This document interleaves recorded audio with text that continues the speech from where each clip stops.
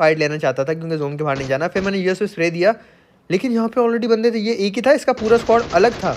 अब अलग स्क्वाड मेरे क्लोज कब आया, ओके अब मैंने मैप में देखा कि मार्क आया दूसरी गाड़ी का भी, तो किलर को तो मैंने डाउन कर दिया, लेकिन इसके बाकी बंदे भी यहाँ पर आ जाते हैं। ये 3 बंदे थे, 4 आए होंगे, प्लेन वाले थे, एक बंदा इनका नॉक फिनिश हो गया होगा जॉर्जो में, तो मे बी अब ये 3 बंदे बचे थे। एक को मैंने डाउन कर दिया, 2 बंदे और बाकी हैं। जैसे ही नेट कर रहा था मैंने दरवाज़ा बंद कर दिया और नेट्स के नेट के फटने का वेट किया। जैसे ही का नेट ज़ाया हुआ, फिर अपना नेट निकाला।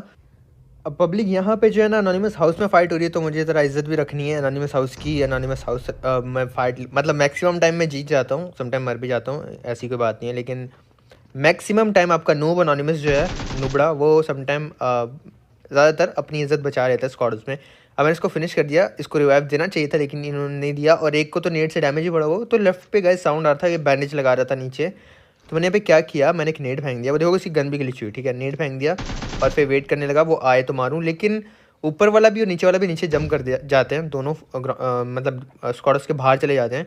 मैं कोई गलती नहीं करना चाहता था, तो मैं भी बिल्कुल सब्र से खेल रहा था। पब्लिक ऐसा नहीं कि घुस रहा था, मैं मौके की तलाश में था कि मुझे कोई अच्छा मौका मिले, एक को नॉक करूँ और फिर दूसरे को पुश करके मारूँ, क्योंकि मैं बहादुर बनता तो ये 12 किल मेरे वैसे ही जो है ना ज़ाया हो जाता है। और मैं इतना ट्राई कर चुका था सुबह से। पहले मैं अपने टीममेट्स के साथ खेल रहा था, फिर मैं थोड़ा सा दिल खफा हुआ, मैं नहीं बन रहा था, वो भी कवर नहीं दे पा रहे थे, तो फिर मैंने क्या किया, मैं सोलो स्क्वाड खेलने के लिए आ गया था। गुस्से में खेला और गुस्से में यकीन करो कि मेरे अल्हम्दुलिल्लाह बहुत अच्छे किल हो गए थे। समटाइम ऐसा होता है कि आप अकेले आपके नसीब में, बस मेरे नसीब में सोलो स्क्वाड बनाना लिखा था तो बन गया। पब्लिक यहाँ पे इसको मैंने छोटा सा एंगल लेके मारा। अब जिस घर की आपको अच्छे से इन्फो होती है ना, वहाँ आप अच्छे से फाइट निकाल पाते हो। जैसे मुझे पता था कि इस विंडो से सीढ़ियों का रास्ता, मतलब मेरा एक स्टेप मैं आपको बताऊंगा कि मेरा एक स्टेप यहाँ पे मुझे बचा गया।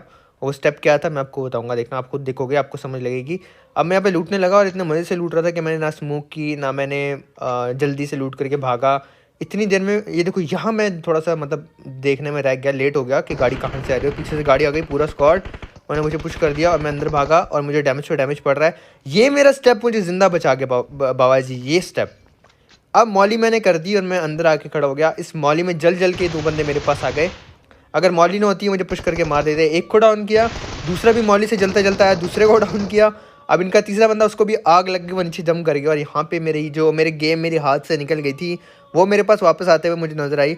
पब्लिक अगर मैं मॉली ना करता ना तो मेरा जिंदा बचना पॉसिबल ही ना होता। फिर मैंने नीचे किया, वो भी हील कर रहा था जिसको मॉली लगी थी, बेचारा ऊपर जाने लगा।